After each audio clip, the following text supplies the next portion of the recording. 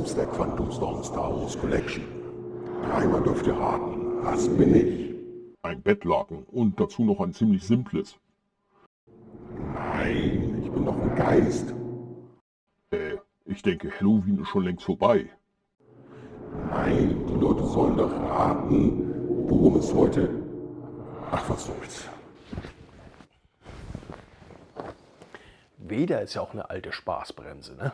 Ich war noch nie dafür bekannt, witzig zu sein. Oder es sein zu wollen. Naja, dem aufmerksamen Zuschauer wird wohl nicht entgangen sein, dass es heute um die Ghost gehen soll. Die ist im Jahr 2024 als HasLab-Projekt in der The Vintage Collection herausgekommen. Und auch wenn ich kein großer Freund der Serie Ahsoka bin, so werde ich mir mit euch anschauen, was in der Box ist und ob das Schiff was taugt. Macht es euch also bequem, viel Spaß und Chewie, punch it!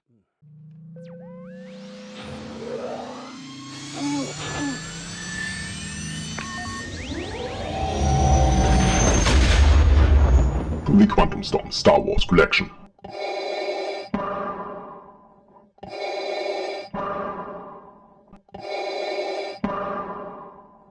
Da ist sie, die Ghost. Bekannt aus der Serie Ahsoka. Allerdings hatte das Schiff natürlich vorher seinen Auftritt schon, und zwar in der animierten Serie Rebels. Da war die Ghost sowas hier Ähnliches wie der Millennium Falcon für Star Wars, war eigentlich mehr oder weniger schon fast ein zentraler Charakter. In Rogue One hatte die Ghost natürlich auch ihren Auftritt, wobei da war sie manchmal schwer zu entdecken. Und von daher konnte ich natürlich an dem schicken Schiff hier nicht vorbeigehen. Es läuft heute ein bisschen anders als sonst. Ihr seht schon, ich musste meinen Tisch ganz runterstellen, sonst hätte die Box irgendwie den Tisch zum Fallen gebracht. Wollte ich natürlich nicht. Dementsprechend werde ich Detailbilder von der Box machen. Die werde ich dann noch einblenden. Und weil einfach so rumzeigen kann man sie nicht. Die ganze Box mit dem Frachtschepper hat 21,9 Kilo gewogen. Der Postbote musste mir sogar noch helfen, die Ghost hier raufzuschleppen. Aber auch ohne den Schepper, ohne die Umverpackung, ist dieses Paket noch recht schwer. Ne? Das heißt also so nonchalant, mal so rumgezeigt, das wird eher nichts. Aber ausmessen kann ich die Box schon mal. Ich komme gleich wieder. Und da bin ich auch schon wieder. Ja, dass man jetzt ein Metermaß braucht, jetzt ist es richtig, weil ja, 80 cm in der Breite, das will schon mal was heißen, 30 cm in der Tiefe und was haben wir in der Höhe? Ja, 77 cm. Es ist, wie man auf gut Deutsch sagt, schon ein ganz schöner Oschi. Auspacken, ich muss mal gucken, wie ich das gleich mache. Ne? Wir können sie schon mal aufmachen. Also sie ist gesichert.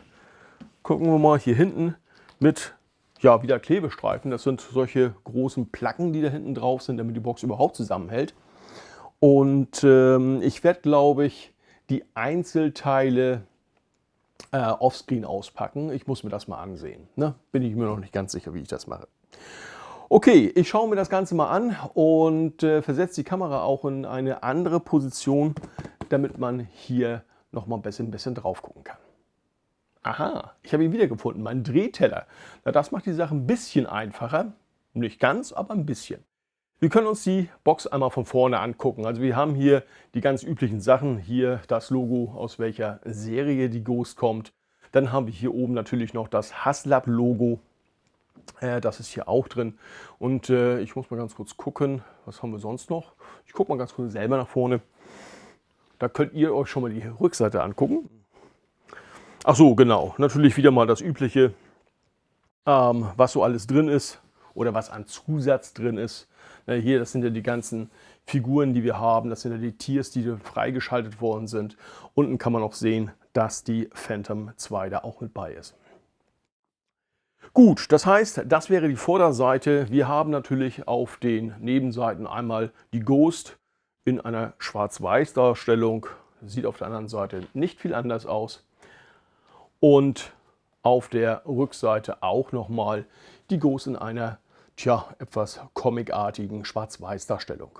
Hier oben haben wir auch noch Bilder. Da mache ich mal ein Standbild draus. Und von daher war es das auch erstmal mit der Box.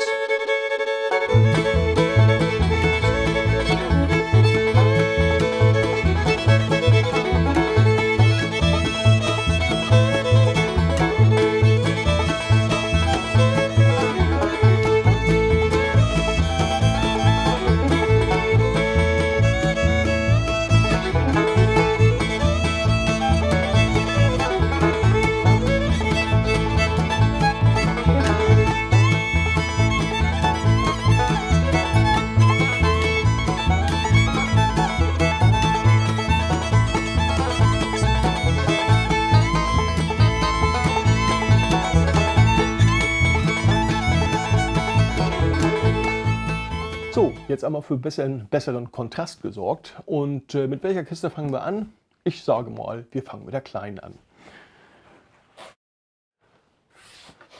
Hier, wir sehen im Übrigen, jede Kiste hat nochmal hier die Ghost und Star Wars Vintage Collection hier aufgedruckt. Sieht bei jeder Kiste genauso aus. An den Seiten, hier ist nichts drauf. An den größeren Kisten sieht man das hier, ja, hier sieht man das, ist auch nochmal The Vintage Collection drauf. Ja, schauen wir doch mal, was in den ganzen Einzelkisten drin ist. Aha! Die Figurensammlung. Davon gibt es nachher Detailvideos. Ich muss mal gucken. So soll es da drin sein. Ja, das sind dann wahrscheinlich die einzelnen Tiers, die alle freigeschaltet worden sind. Das heißt, wenn nicht alle freigeschaltet worden wären, dann wäre die Kiste vielleicht nur mit einer Figur gefüllt. Man weiß es nicht. Aber hier sind die Figuren schon drin, auch sehr sauber verpackt. Aber wie gesagt, die gucken wir uns später an. Also erstmal Kiste wieder zu. Dann nehmen wir die zweitgrößte. Oder zweitkleinste, besser gesagt, ne? Die zweitkleinste.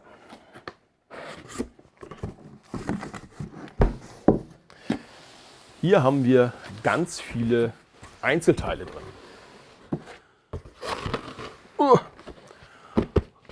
Die Kästen sind auch schon so groß, dass sie hier kaum auf den Tisch passen. Na, es geht aber noch.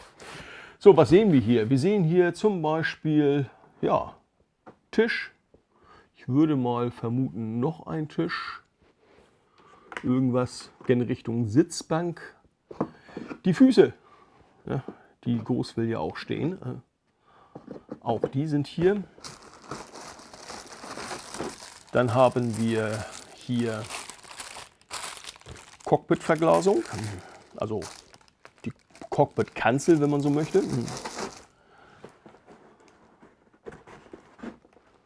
Und unten drunter ist noch ganz viel mehr.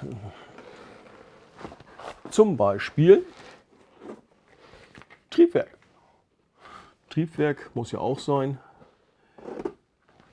Wir haben hier die Phantom 2, wenn ich mich nicht ganz täusche, mit einem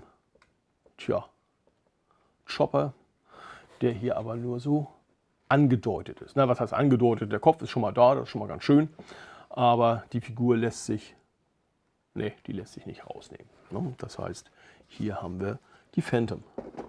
Sehr schön ist übrigens, dass hier alles so modular aufgebaut ist. Man kann hier die einzelnen Teile rausnehmen. Gucken wir mal, ist da noch was drunter? Nein. Was haben wir denn hier? Hier haben wir die Flügel. Die sind auch nicht wichtig. Bei den Flügeln, hoffentlich vergesse ich das nicht, werde ich nachher mal gucken, ob man die, wenn man die einmal angeklickt hat, auch wieder abklicken kann. Weil die Ghost ist ja schon relativ groß. Wäre vielleicht manchmal gar nicht so doof, wenn man die auch wieder zurückpacken könnte in den Karton und diesen dann verstauen könnte. Na, wir schauen mal. Aber grundsätzlich ist das erstmal das, was in dieser zweiten Box drin ist. Wie bauen wir was zusammen? Auch das ist hier dargestellt. in so einer lose Blattsammlung.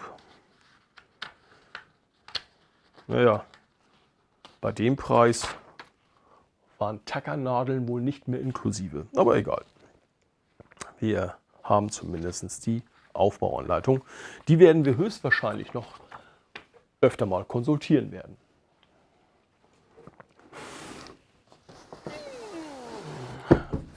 So. Schauen wir mal hier rein. Aha.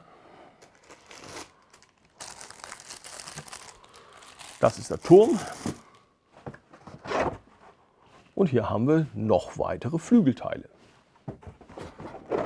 Ja, wer hätte es gedacht? Dann wird im letzten Paket höchstwahrscheinlich der Rumpf drin sein. Hier bleibt aber auch nichts erspart. Alleine das Gewicht von dieser Box ist schon ziemlich gigantisch. So, wir machen mal auf. Wir nehmen auch mal den hier raus. Trommelwirbel. Es ist eine Abdeckplatte, die ich gerade abgefummelt habe. Nicht geplant, aber auch schön. So fasse ich das Ding an, ohne irgendwas abzureißen.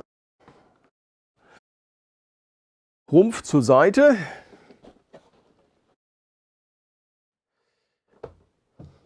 Eigentlich müsste ich ja nachher neben den Maßen das Ding nochmal auswiegen. Also das hier hat Gewicht. Und zwar so richtig. Wenn da noch alle Anbauteile dran sind, na, mal sehen, wen ich bestelle, damit das Raumschiff dann verbracht werden kann. Na, schauen wir mal. Okay, das heißt, ja, wir könnten jetzt an sich loslegen mit dem Aufbau. Bevor wir das machen, werfe ich mal einen kleinen Blick hier hinein, also sprich in die Anleitung hinein. So, und das erste, was wir machen sollen, die Füße anbauen. Ja, okay, das macht irgendwie Sinn. Dann gucken wir mal. Dazu sollen wir das ganze Gerät einmal umdrehen. Das machen wir dann auch. Und hier sehen wir bereits, wir haben hier Abdeckplatten. Wir haben hier Abdeckplatten. Oh Gott. Wie sollen die raus, ohne dass man sich die Fingernägel abreißt? Ah. Bisschen nach hinten. Aua. Aua.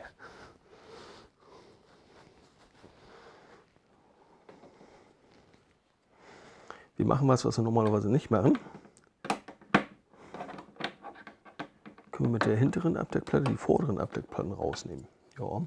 Wenn man vorsichtig ist, bricht man auch nichts ab. Das ist schon ganz praktisch. Also besser die Lasche ehrlicherweise als meine Fingernägel. So, wir gucken. Wir haben Registrierungsmarken.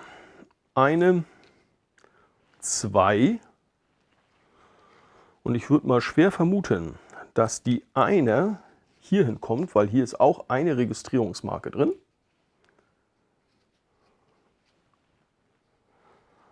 Frage nur, wie rum?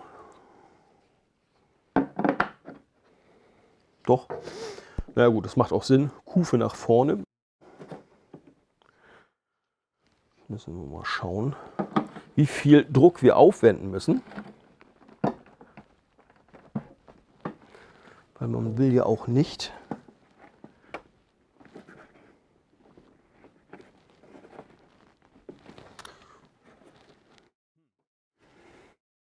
naja, einmal möchte man nicht, dass sie schief steht, von daher wäre es schon ganz schön, wenn die Kufe ganz reingehen würde.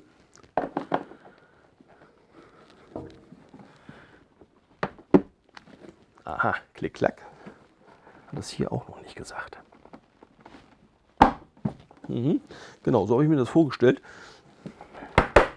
So, das hat zumindest mal ordentlich klack gesagt.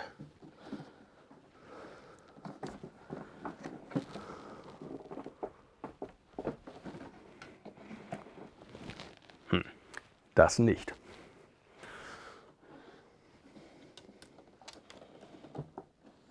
Im Übrigen, jetzt wo wir sie gerade so schön auf dem Rücken liegen haben, man sieht hier, die Ghost ist detailliert. Also man kennt tatsächlich einige Sachen vom Paintjob her noch anders. Also sie ist ja hier ziemlich clean. Ich entsinne da nur einmal an die Slave One. Die war von der Unterseite ja schon ganz gut detailliert und auch ganz gut bemalt. Das ist diese hier nicht.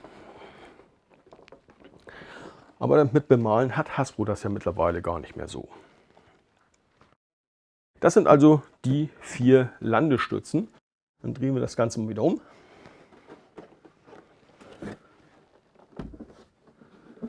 Jetzt kommen die Flügelteile. Die Flügelteile waren hier. Hier haben wir auch den Turm. Schön verpackt.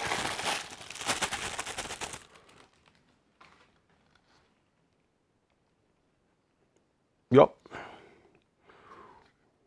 Kuppel ist kratzfrei. Sehr schön. Wenn mich nicht alles täuscht, soll das Ganze hier oben rein. Soll zwar erst später laut Anleitung, aber ich denke, das können wir auch jetzt schon reinsetzen. Gut, Flügelteile. Das Geflügel. Wir haben ein Teil. Und hier in der Seite steht L1. Und bei L1 bin ich ja ziemlich fest davon überzeugt, dass das auf links soll. So, was ist links? Links ist in Flugrichtung links. Flugrichtung ist die. Links ist hier. Hier haben wir 2 Einrastnasen und ja, ob man das jemals wieder herausbekommt,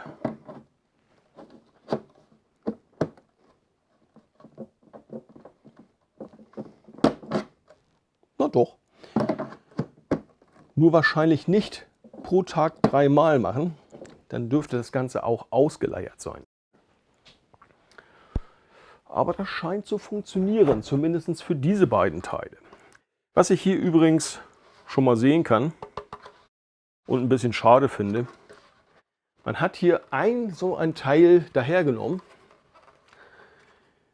und ich frage mich immer so ein bisschen, hätte man da drin nicht irgendwas machen können? Also klar, hier muss das festgemacht werden, soweit so klar. Aber das ist so ein umbauter Raum Luft, viel Plastik natürlich.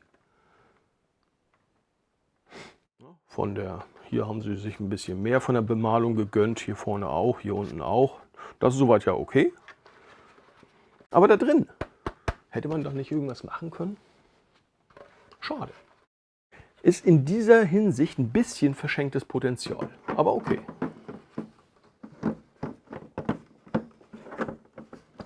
Klick, klick, auch dran. Also das funktioniert wunderbar.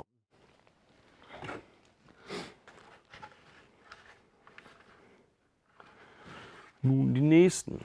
Auch hier soll irgendwas von wegen L drin stehen. Tut es auch. Das ist L3.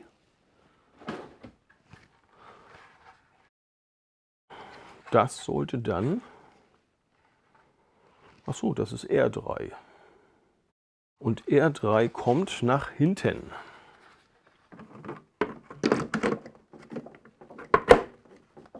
Ist auch so. Aber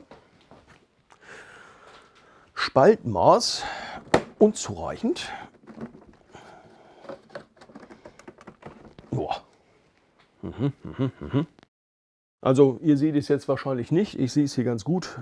Hier ist noch so ein Spalt übrig geblieben. Es hat auch nur hinten geklickt und nicht vorne. Jetzt hat es vorne geklickt. So, das gleiche sollen wir hier auch nochmal machen. Hier sind 2 Rastnasen, die kommen hier rüber. Wenn man das Ganze mal abnehmen möchte, sollte man sich daran entsinnen, dass das so ist.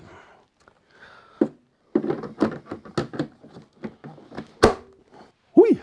Was ich aber sehr schön finde, wenn man die Leute an solchen Raumschiffen in den Film arbeiten sieht, dann haben die in 2 Stunden alles repariert. Ich wäre froh, wenn ich in 2 Stunden das ganze Ding aufgebaut bekomme. Also ich hoffe mal nicht, dass es so lange dauert. Aber ihr wisst, was ich meine. Cockpit.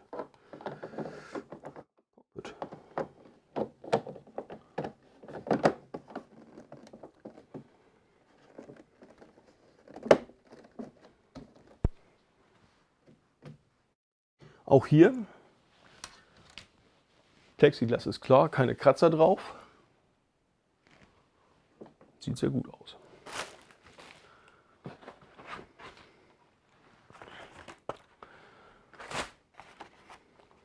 So, hier haben wir nochmal einen Geschützturm. Aber erstmal kommen jetzt die vorderen Teile ran.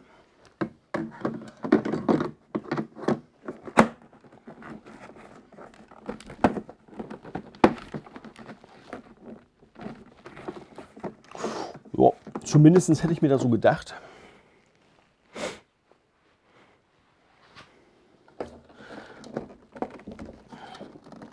Oh, das hat meine Lehrerin immer auf die Palme getrieben, wenn ich zumindestens gesagt habe. Ich weiß, dass es zumindest heißt.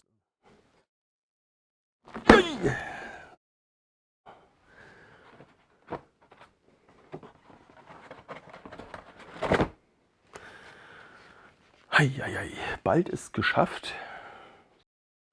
Auch hier. Ich komme ein bisschen Fokus. Fokus, Fokus, ja. Hier haben sie sich einen Paintjob abgerungen. Genauso wie hier.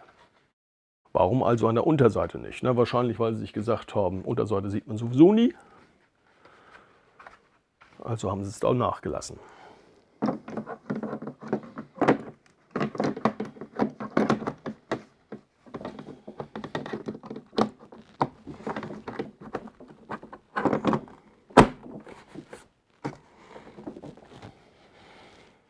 Erstmal Phantom noch mal raus. Hier haben wir noch mal extra geschützt die Triebwerke. Wie sollen die Triebwerke rein? Auch hier gibt es Triebwerk 1, Triebwerk 2. Die Frage ist, welches Triebwerk bist du? Oder ist das gar egal?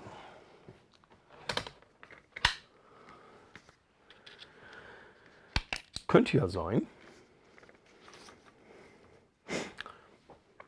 Nope, sind spiegelverkehrt. So, bei dem Triebwerk ist klar, wo es hingehört. Das gehört in die Mitte. So, gucken wir mal. Das Triebwerk gehört in die Mitte.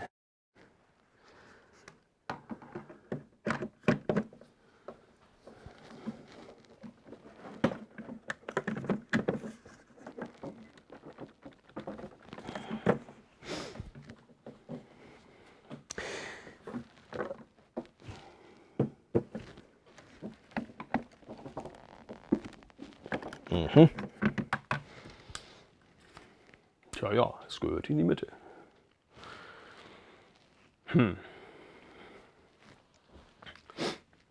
So, dann werde ich mal kurz zum Triebwerksingenieur. Ich weiß jetzt, warum ich die mittlere Sektion der Triebwerke nicht hineinbekomme. Von diesen Spitzen hier, beziehungsweise von diesen Rohren hier, die ich hier habe, davon sind 2 schief. Das heißt, die passen nicht in die davor vorgesehenen Aussparungen, die hier am Schiff sind. Habe ich euch auch einmal ein Foto eingeblendet. Ja, das heißt, entweder ich versuche das jetzt mit ein wenig sanfter, roher Gewalt, diese Triebwerkssektion reinzubringen, weil ohne das kann ich mir das eigentlich schenken, die Triebwerke hier anbauen zu wollen. Na, weil, wie gesagt, das passt einfach nicht. Und wenn man mal genau rüberlotet, ja, die sind so ein bisschen eingeknickt. Ja, ne, sieht man kaum, aber wenn man sie dann reinpacken möchte, merkt man es, dass sie eben nicht in die dafür vorgesehenen Löcher rein möchten. Das Drama möchte ich euch jetzt nicht antun. Das heißt, das werde ich jetzt mal offscreen machen. Im Regelfall sollte natürlich diese Sektion wunderbar hier reinpassen.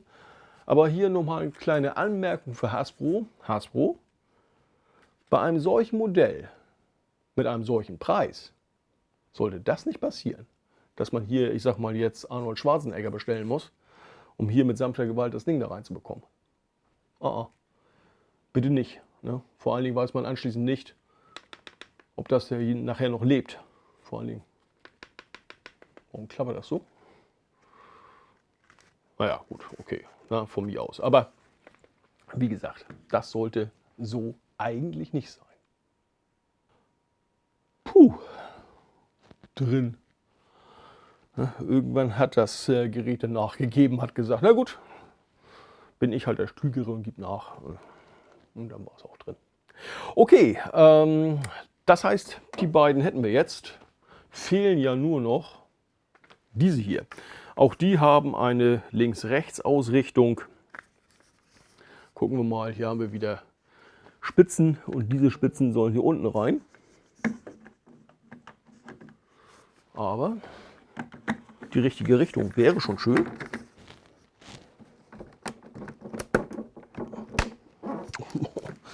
Hört sich auch schon nicht gut an.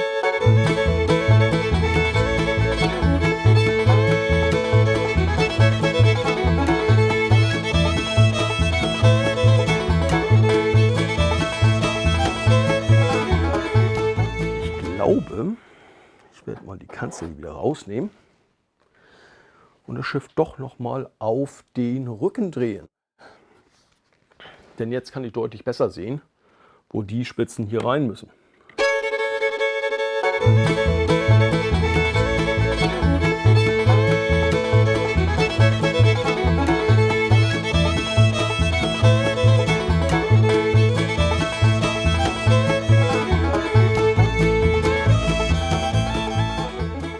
Daran sehen wir schon, dass das kein Spielzeug ist. Würde das ein Kind machen, wäre der Frustrationslevel jetzt ähnlich hoch wie bei mir und wahrscheinlich noch ein bisschen höher. Aber wir geben ja nicht auf.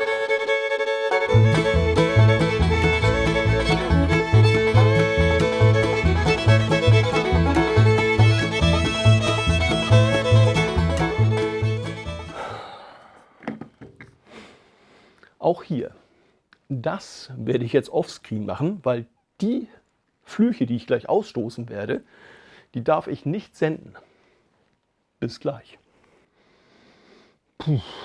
So, Triebwerke sind jetzt alle drin. Aber ganz ehrlich, ich musste bei dem letzten Triebwerk tatsächlich jetzt ansetzen und dem einmal eine oben drauf gehen, damit das hier verriegelt wird. Also ich weiß ja nicht. Ich hatte noch nie so viele Schwierigkeiten, irgendwie Teile an ein Modell anzusetzen. Nun ist es wohl sicherlich so, dass die auch nicht gleich wieder abfallen sollen. Das ist mir klar. Aber wenn ich hier schon mit halbroher Gewalt ran muss, dann weiß ich immer nicht so richtig, ob das richtig ist.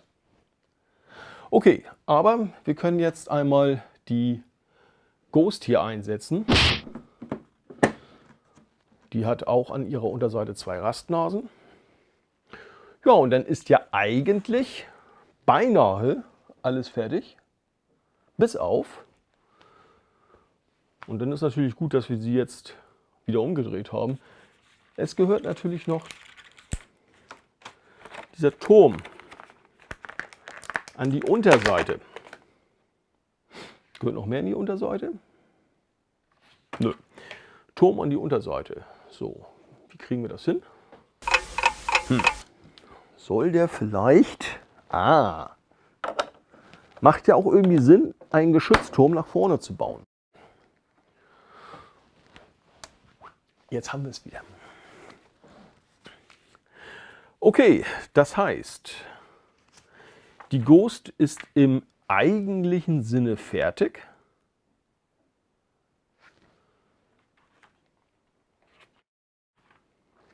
Wir haben jetzt hier noch zum Ausstaffieren etwas. Gut, das mit dem Ausstaffieren, das zeige ich euch nachher. Das kommt in den Detailvideos, weil das Ganze gehört auch da rein. Unter dem Aspekt machen wir das dann auch noch so, dass wir uns die Figuren zwar eingepackt ansehen, aber immerhin sehen wir sie uns an, weil auspacken werde ich die Figuren nicht. Und dann werden wir uns die ganze Ghost einmal im Detail ansehen. Im Übrigen sehe ich gerade, wenn man hier vorne das Cockpit aufmachen möchte, dann heißt es, soll ich dann, ich sag mal, den Droiden hier vorher rausnehmen? Weil hier steht, könnte ich abnehmen. Naja, das geht tatsächlich. Also, zumindest sollte es gehen. Aber, nö, der Druide stört aber nicht, wenn man vorne die Kanzel aufmacht. Also von daher muss der auch nicht raus. Könnte er, muss aber nicht. Okay. Dann gucken wir uns die Detailvideos an.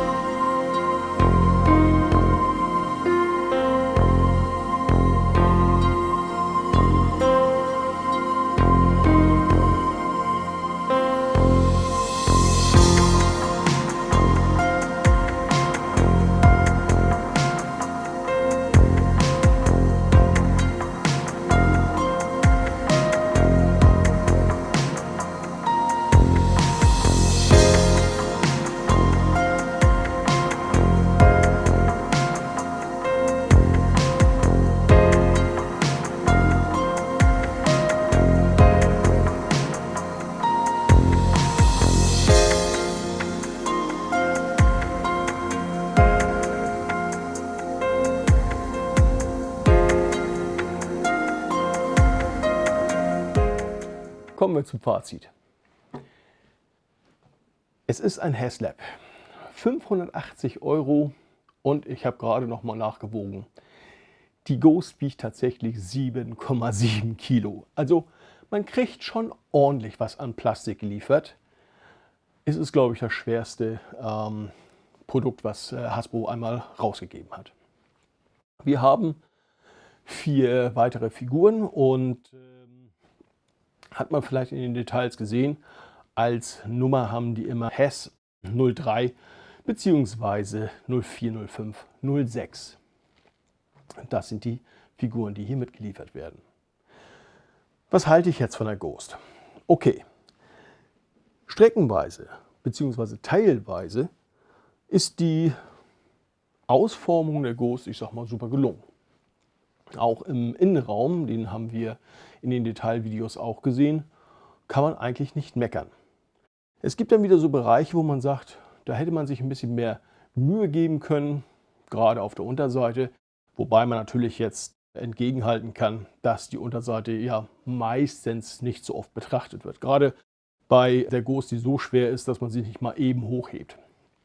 Es ist schon ein Objekt, was irgendwo steht, und wenn sie steht, dann steht sie. Ne? Gar keine Frage. Dass ich so viele Probleme mit dem Zusammenbau hatte, das finde ich jetzt für 580 € eher so suboptimal. Ich sag's mal so.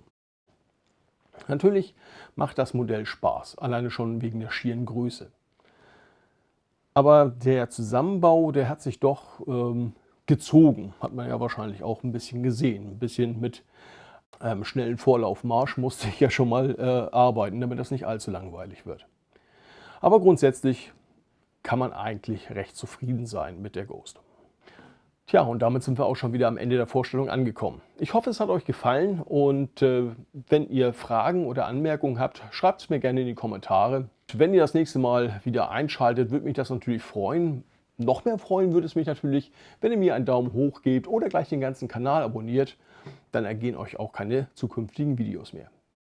Tja, und mit den Worten verabschiede ich mich mit sammlerfreundlichen Grüßen aus der Quantum Storm Star Wars Collection. Bis denn und tschüss.